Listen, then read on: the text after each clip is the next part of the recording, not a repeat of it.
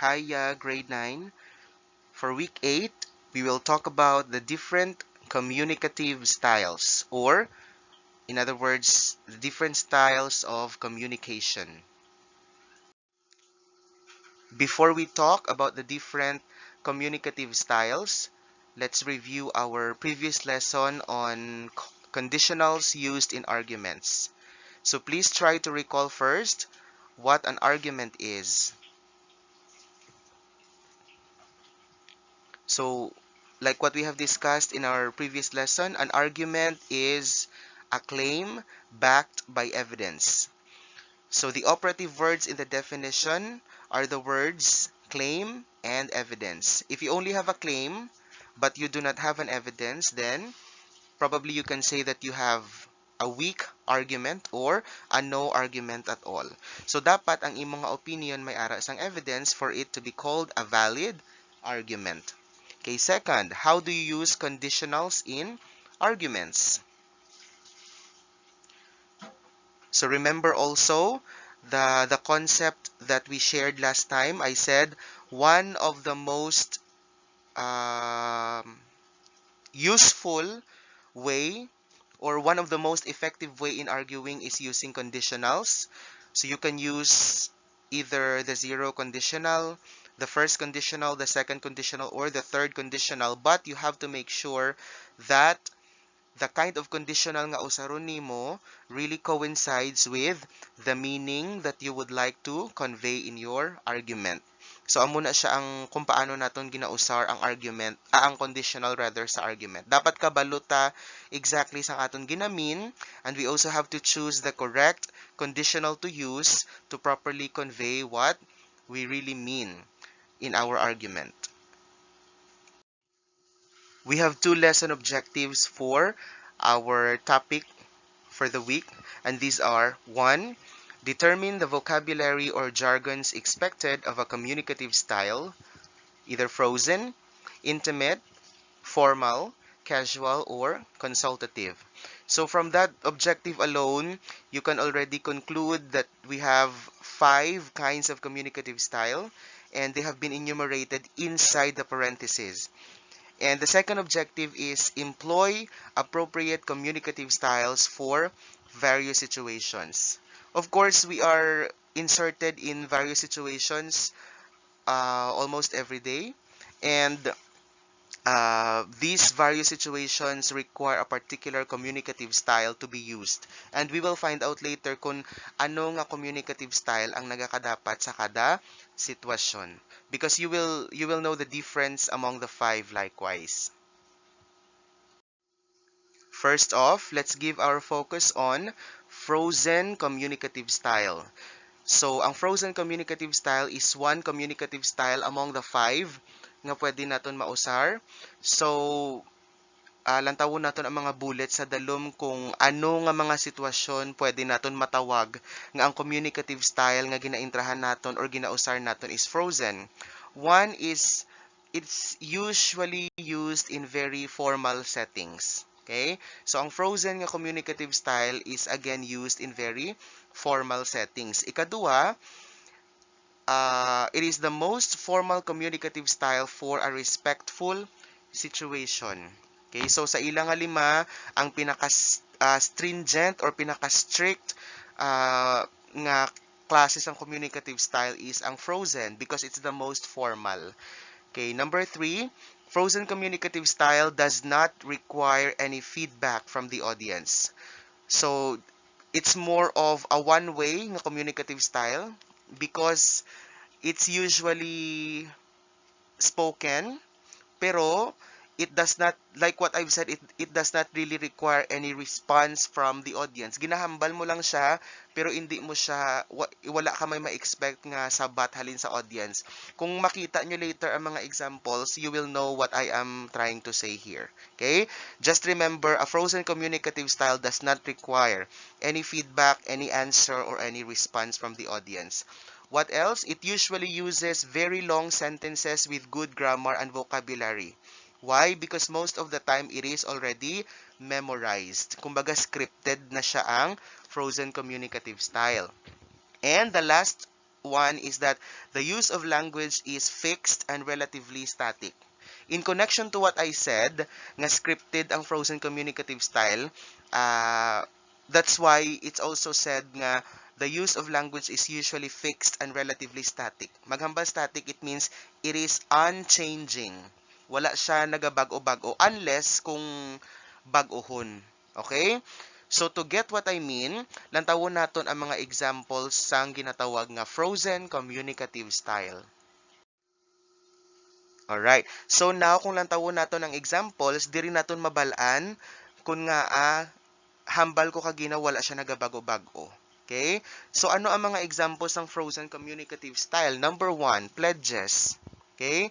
O example, ang panatang makabayan naton is an example of a frozen communicative style because it's already memorized, it's already fixed, and when you recite it, it doesn't necessarily require any response from the audience. We recite it because we need to recite it to show our allegiance to the country and to the flag. Okay? What else? Mag-oath taking, for example, ang different careers. Oath taking sang teachers, oath taking sang uh, lawyers, engineers, and so on. Mga pledges, example man na sila sang communicative styles. Second, anthems are also examples of communicative style nga frozen. Okay? Anthems, of course, our national anthem, ang Lupang Hinirang, ang anthem sang iban pagid nga organizations, kag iban nga countries, they also fall under frozen communicative style. Marriage ceremonies. Most of the time, what the priests are saying during marriage ceremonies are already scripted. Pero syempre, from time to time, kinanglan responses from the audience also. But again, they have already been predetermined. Kumbaga, kabalo na ang pari or ang pastor sa marriage ceremony kung ano iihambal, the audience likewise already knows how to respond or what to respond. That's why, again, it is called frozen communicative style. And katapusan nga example, law. Okay? When you're reading, for example, a part of a constitution, or something like that, it is unchanging unless an amendment uh, is implemented. Okay? It is static also, and it does not require any argument from the audience at all.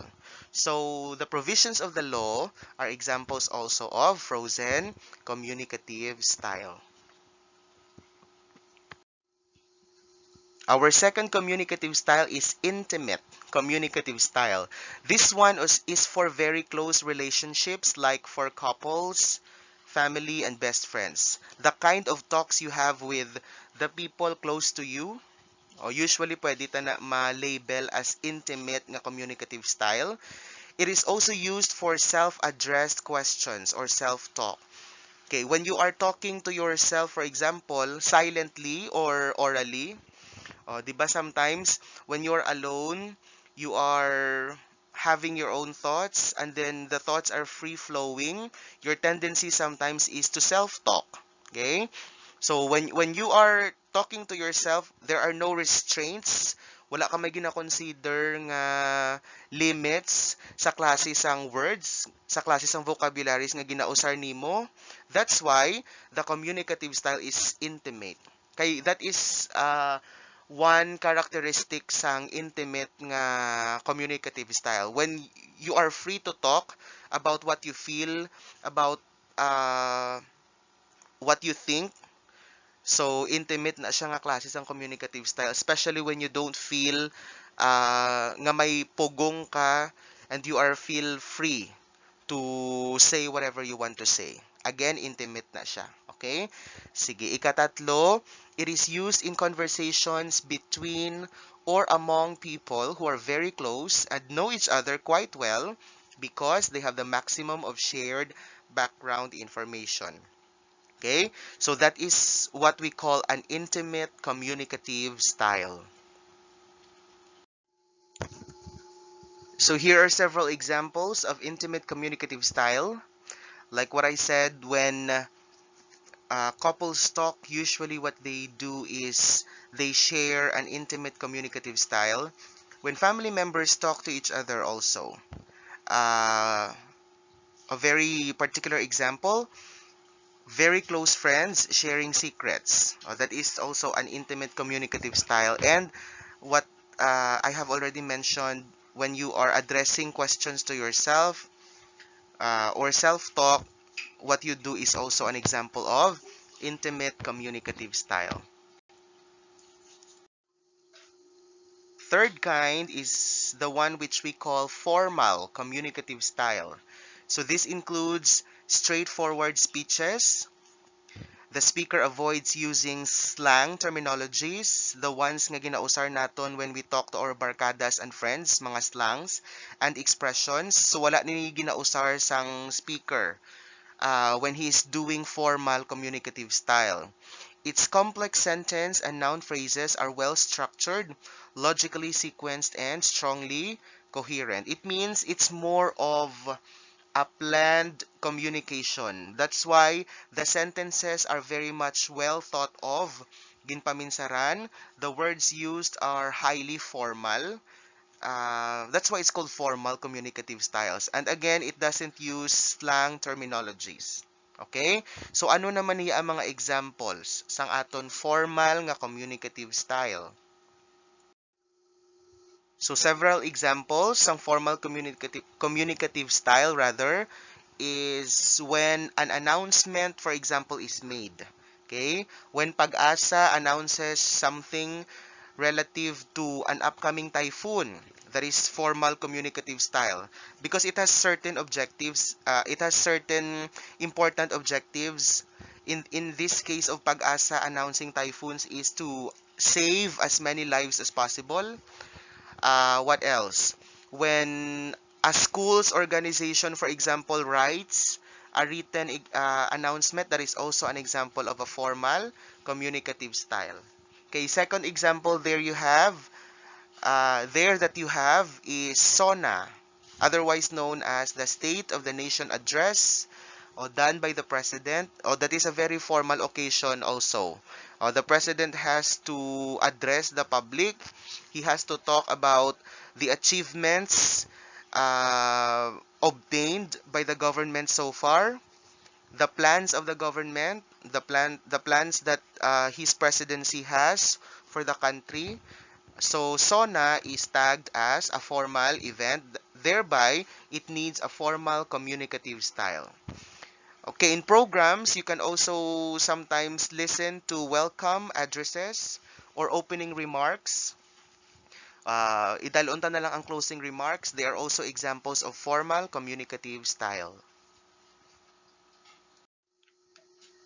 So the fourth kind is casual communicative style.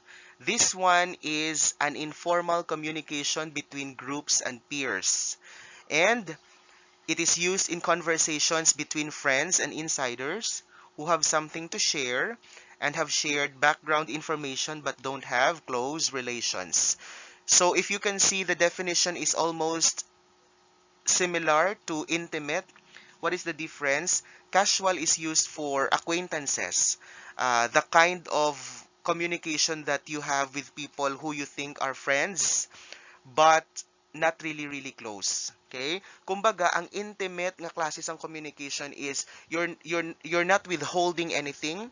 Like what I've said, it's a free kind of communication. Wala mo ginapili ang words because you think that the person listening is very close to you and knows you very well. On the other hand, ang casual naman nga communicative style, you are still comfortable using certain words, but there is already a level of restraint.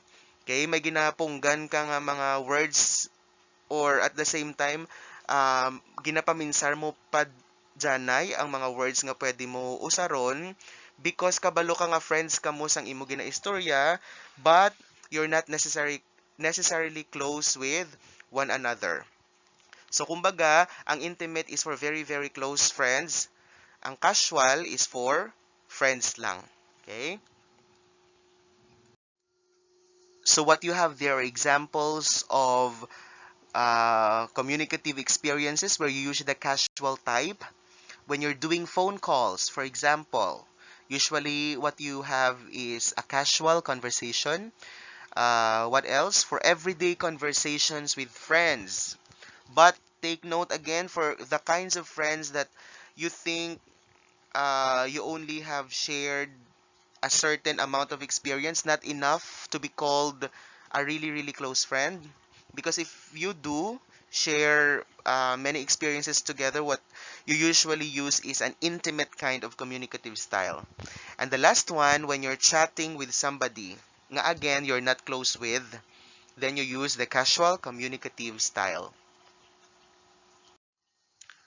The last one is the consultative communicative style, probably the most operational among others. Kami ara kagid gina-target nga outcome.